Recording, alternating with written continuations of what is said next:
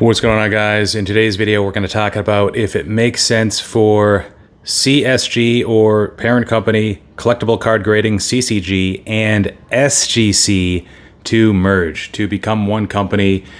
That would probably involve CCG buying SGC if that were to happen. And why am I making this video? Well, because I think there are some synergies in those companies coming together. I think from my experiences that CSG and SGC, I think they're both great, first, second rate, whatever you want to call them, grading companies. But right now, they don't have much of a use case for me, given everything they offer, looking at the complete package. So that's the pricing of the grading itself, quality of the grading, or my perception of the quality of the grading, turnaround times, quality of the product, that slab itself, resale value, customer service, website, pop report, everything, right? So for me, they don't really make much sense right now. Given a lot of that could be because maybe I'm just not opening up enough wax. Maybe I'm not buying enough raw and trying to play that arbitrage quick flip game. Maybe it has to do with me thinking that PSA's pricing will decrease in the next few months, and that'll be kind of their standard rate going forward, will be a rate that's lower than what it is today.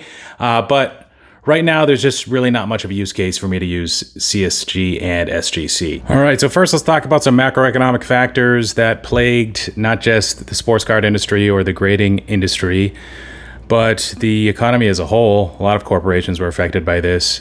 2020, post-COVID, Fed is printing tons of money, and demand for a lot of stuff kind of went nuts, right? So things like household appliances or swimming pools, playground sets, whatever. It all went up, and that certainly affected the sports card industry and the demand for grading, right? But now, as demand has kind of peeled back, as people's spending power has eroded, the amount of cash they have on hand has gone down. Now you've seen that demand destruction. That certainly affected sports cards and the grading industry as a whole. So SGC, I think, was in a position where they really tried to take advantage of the opportunity at hand. They seized the moment. I think for the most part, they were successful in capturing that piece of the ultra-modern pie. PSA closed down, and a lot of this could be forecasted, and maybe they've had the models to predict this, but not only has demand for grading gone down, demand for cards gone down, but PSA is now reopened, right? So SGC is now sitting at $30 per card, and given the new demand, given that they're really turning around cards in 1 to 3 days, they might be, I wouldn't say financially strained, but I'll say that we know that they're not as profitable now as they were a year ago, right? Because of that demand.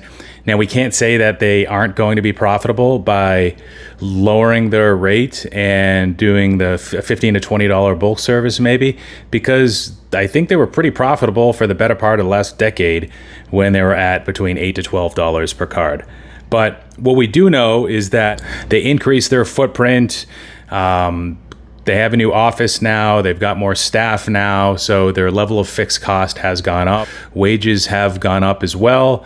And demand has gone down. So I don't know if there's a cash flow issue now. I don't know if there will be one between the next 0 to 6 months, but there's that to consider, right? The fact that profitability has gone down for them and for the entire industry. Let's be real here. The benefit to a company like CCG acquiring them is they would give them that greater financial backing. CCG, I believe Blackstone being the majority investor, they've got like $800 billion in assets. So them coming in could present some benefits and give them access to much more capital, and they could certainly borrow at a lower rate too. So now let's talk about what's in it for CCG or CSG. Right now, CCG is doing about the same volumes in sports card grading through CSG as SGC month by month. So if you look back the last 3 to 4 months, credit to GemRate, check out his blog, by the way, it's in the description, you'll see that aside from July, the total amount of cards graded from sports cards graded was really pretty close between SGC and CCG's sports card division, CSG, right around 15 to 20% difference maybe. And that did change in July, where CSG took a lead. Some of that could have been related to SGC still being at that $30 price point. Some of it could have been related to the July cut in pricing from CSG's side of things, effectively being at $15. I think that's their lowest for bulk right now.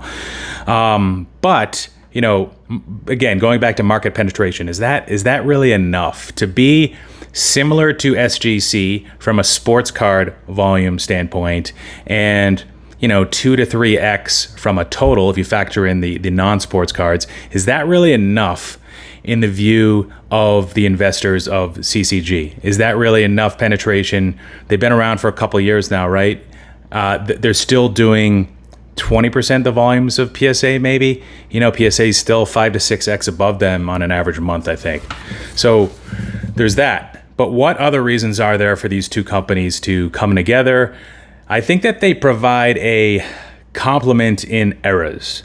So SGC has the vintage reputation. They've got the expertise as well. They know how to grade. They know how to authenticate cards. Specifically, I guess here, you could say vintage is pre-1972. Here I'm kind of talking pre-1980. I don't think you see a lot of cards, CSG cards at least that I've seen. 80s you certainly don't see a lot, but 70s particularly not. On the other hand, CSG, although they're fairly new, they have the modern expertise. They've acquired some talent from Beckett. And with SGC, they do have some sort of competency around ultra-modern and modern, but at least with ultra-modern, it's a fairly new competency. Next reason why they should come together, they present a complement to one another in genres. SGC has sports. It's most of what they do. SGC doesn't really do a lot of non-sports or TCG. It represents around 5 to 10% of their total business on average, where with CSG, or CCG really, they have TCG, so they're doing some Magic cards, some Pokemon, whatever else is out there from non-sports standpoint. And it's a core part of the CCG business model is non-sports. So outside of cards, what they do from a comic standpoint, it's a core part of what they want to do. And with SGC, they have a very little presence. So with card grading, it represents close to about 60% on average, I believe, for CCG, that being non-sports cards. And with SGC, it's closer to 5 to 10%.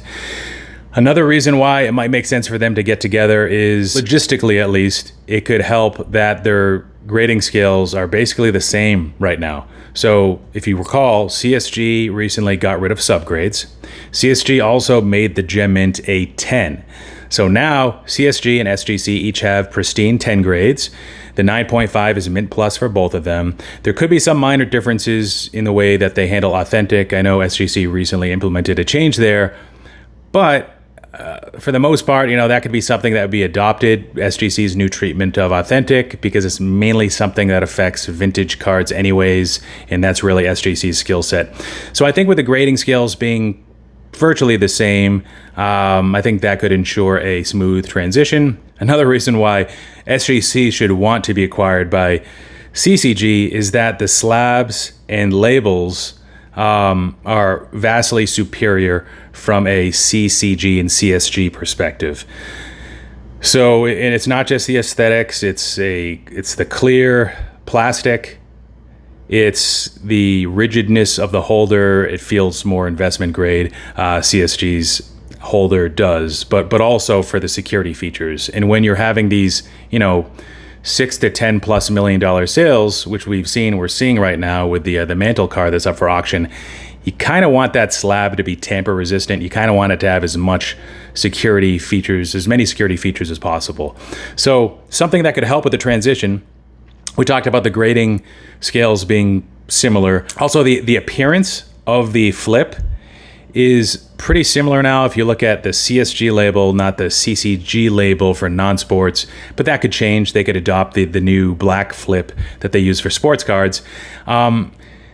They kind of look the same, at first glance from, 10 feet away. They kind of look the same. Now, there is a difference with the black gasket, and I know a lot of people like that. A lot of SGC diehard loyalists that operate in the vintage space really like that black gasket, but that's something I think after 1 or 2 years that those folks would become accustomed to, just because you're getting that much more sophisticated and high quality design of the CSG holder. Other things logistically that could help these companies getting together is they're both based in Florida. I believe headquartered in Sarasota with CCG, and then Boca Raton for SGC. So they're in different coasts, but still both in the same state. That's a huge benefit as well. Other benefits for SGC is, and I guess here it's sort of like the value is in the eye of the beholder, but right now, eBay has that partnership with CSG for raw cards for the authentication of those, and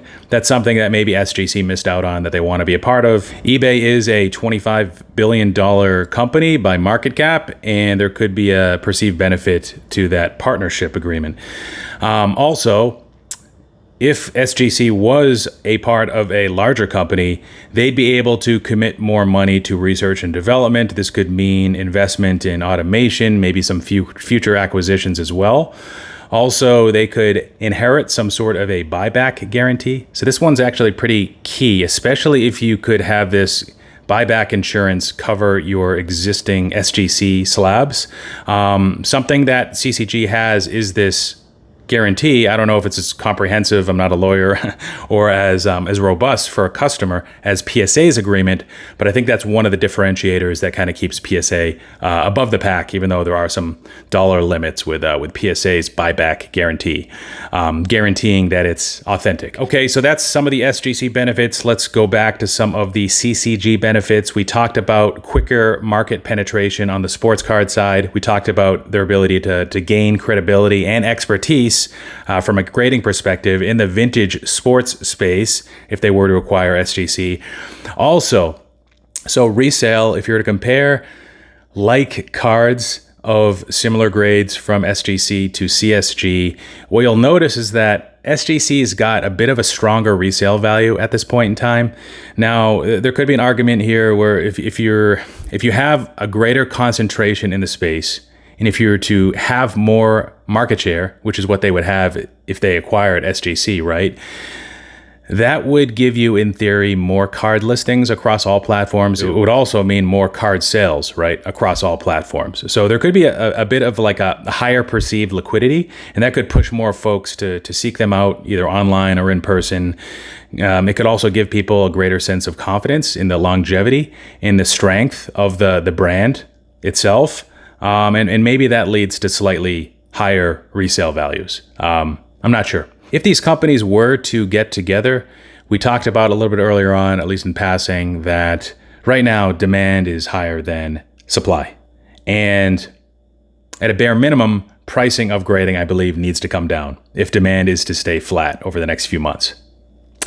I think we'll see that with PSA and with all of the other grading companies that haven't already come down to a more palatable price point on the value bulk service for ultramodern, somewhere below $25. I think we'll see that. So if CCG was to acquire SGC, I think staff layoffs, unfortunately, would be unavoidable. But if these two companies were to come together, then I myself, I'm just one person with a very little voice, but this would become a viable service for me. Right now, I don't have use cases for either one, but if they were to come together, I would immediately.